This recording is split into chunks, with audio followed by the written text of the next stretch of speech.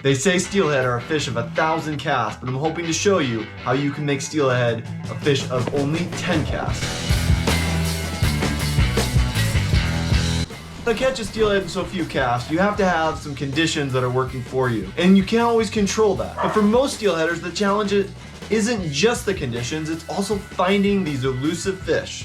Fishing the right water is completely up to you, and it is how you get it done. Why is it so hard to find steelhead? First of all, there's fewer of them compared to salmon, dramatically fewer.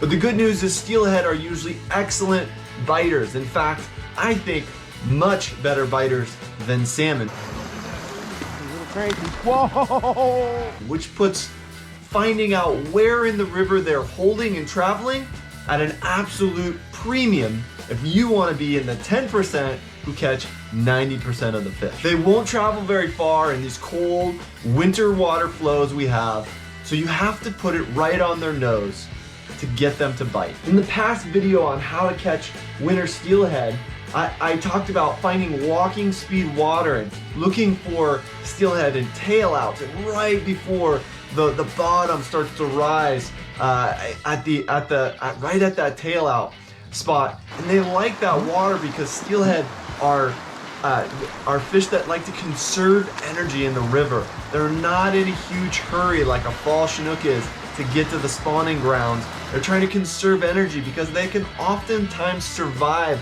the spawning process and go back downriver and back to the salt water to revive and resuscitate, and then return again for more spawning events, which means they're going to prefer gentler flows, easier currents. And so just like we showed looking for steelhead in tailouts, I want to show you how to find steelhead in the soft edges next to fast water and current seams. That is the focus of this video. I've been running out to the coast this winter and dealing with all kinds of challenges with high water conditions and gear restrictions keeping you away from using bait in the state of Washington on the coast, and smaller run sizes. So finding steelhead and being successful at hooking them has been put a premium on fishing the right waters. So while I've had success hooking steelhead the last few weeks on the coast, my friend and I, Connor, wanted to hire a tribal guide to try to put the conditions in our favor and fish one of the rivers on the coast that is on reservation land. And so we hired Frank Anderson. Let that little fucking 12-pounder kick your ass, man. And we headed into this just absolutely gorgeous, beautiful river on the Olympic Peninsula. And there were plenty of steelhead around, but even in this situation, conditions were not optimal because flows had been dropping for over a week, and the water was very clear, and flows were definitely on the lower side. Now, what that means is steelhead will be concentrated in certain parts of the river where they still feel like they have protection. And where they don't feel like they have protection, they're not going to be very good biters. And we saw some steelhead in some skinny water that, you know, we put our best gear in front of them many times, and we could not get them to bite. And even in these conditions of lots of steelhead around and holding versus moving through, out of the 20 fishermen that were on the bank that morning, only my friend Connor and I had a steelhead on the bank. So odds were still not great. Nice. Boom. But I think reading water, knowing what water to fish, it makes a huge difference in the success rate and why we had steelhead on the bank that morning. You're still looking for water that has appropriate depth, you know, maybe 3 to 6 feet of depth, but adjusted for water clarity. If you can see the steelhead in the drift, that's usually not a good sign. Now, I get it, polarized sunglasses, right angles on the water. A lot of times fish that feel comfortable and are at enough depth to bite, you can still see them with the polarized sunglasses. But you don't want to be seeing them in a couple feet of water and they could see you and you know, your bobber splashing down. That's not a great situation. So you want to have the right depth of water.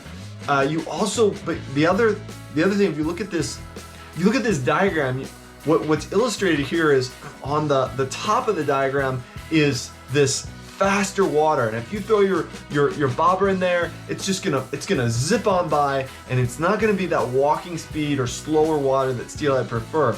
But as soon as you get to that break between the fast water and the slow water, that's called the seam, and that is prime steelhead travel water, holding water in the right conditions.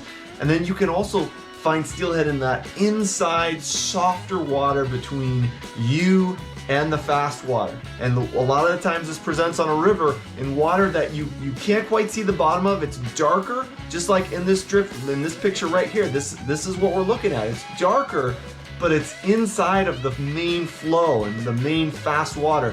And you will absolutely find steelhead here when the right conditions exist. This is the water you're gonna find them. And so you fish this water at the right depth with the right presentation, and you are going to get bit, and it's not going to take you 1,000 casts to get it done. So luckily I was able to capture all of the footage on GoPro of battling both of these steelhead, and I don't know what it is. What is it about winter steelhead that so thrills us and excites us and gets us out in some oftentimes crummy conditions, cold weather, rain blowing sideways, the snow, ice, to chase these just incredible fish, these sea run rainbow trout that come back so full of energy and vitality and just incredible fighters. One of the other things I want to highlight from our trip here to this coastal low clear steelhead stream is that you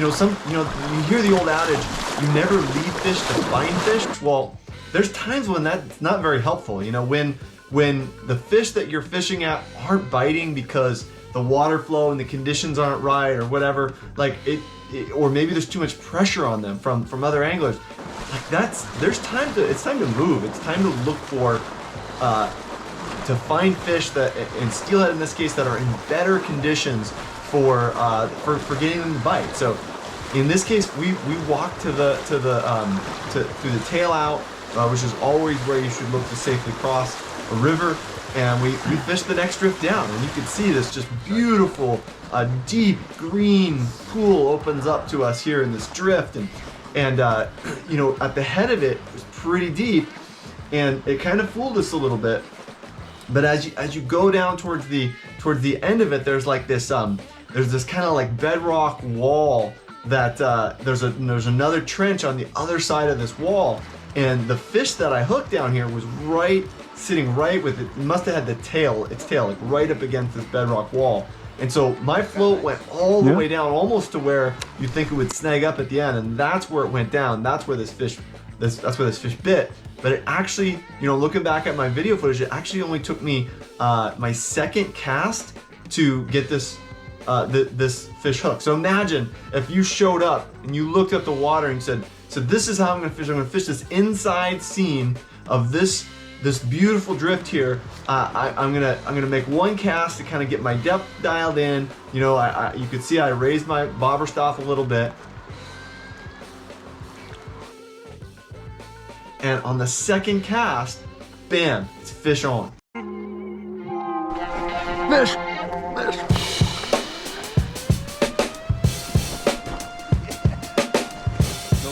Yeah.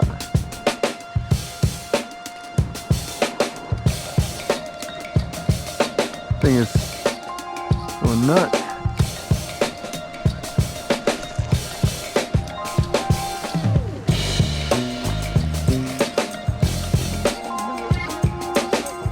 Yeah. I'm sure you're gonna be right on it too, right? Exactly. Yeah, at least this isn't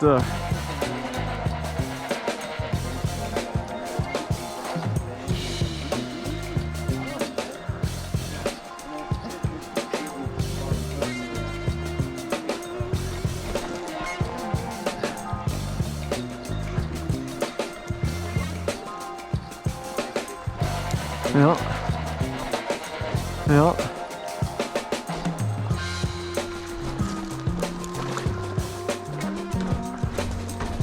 There we go.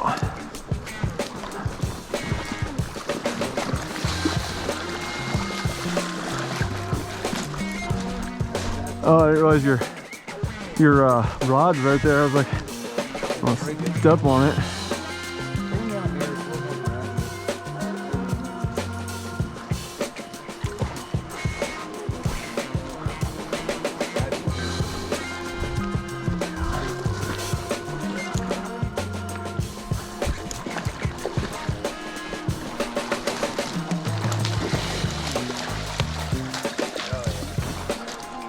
Got him? Looks like I got him, doesn't it? Nice. Thank you.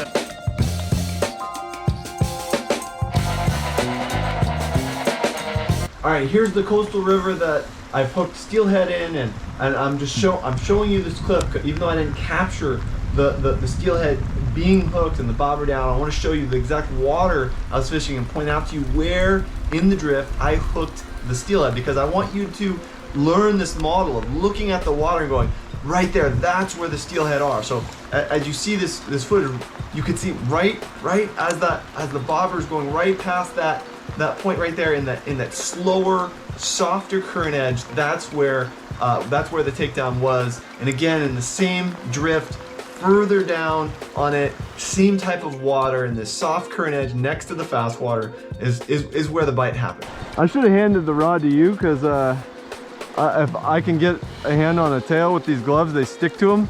Right. They're like the wool gloves. Yeah, I'll give you the whole bit. I don't know where else we could have done that. You know? Nowhere else.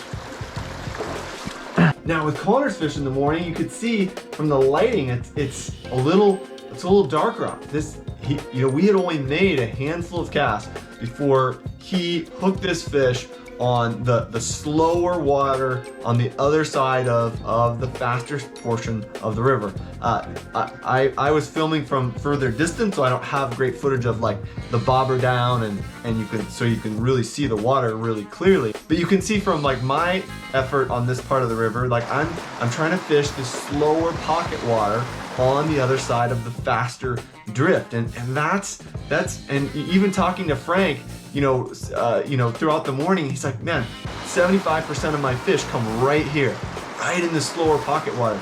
Hopefully you're getting the idea. This is where you're looking for steelhead to sit. They're not going to be in completely stagnant frog water, the kind of like coho water you'd look for, right? For where they tend to school up and spend time, or pinks will spend time in that frog water. But you want flow, but you're looking for that gentler, softer flow next to faster water. And these steelhead absolutely love to spend time in that part of the river. And when you find that, and you find a river that's got a run of steelhead in the conditions that are optimal, you're absolutely gonna hook a steelhead in these conditions. All right, well, what should you use? What should you use for your lure or your bait? And I got two approaches for you, right? If you're in Southwest Washington, or you want a tribal coastal river, one of these trips out there with Frank or another tribal guide, it's hard to beat using jigs tipped with a little bit of prawn, like a pinky nails tip of prawn that you get at the grocery store, right? Your frozen shell on. You want the shell on because the shell keeps the prawn meat on that hook.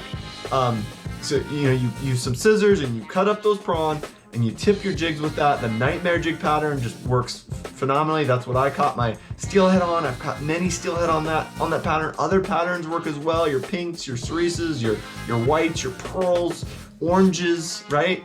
These all are gonna have their place.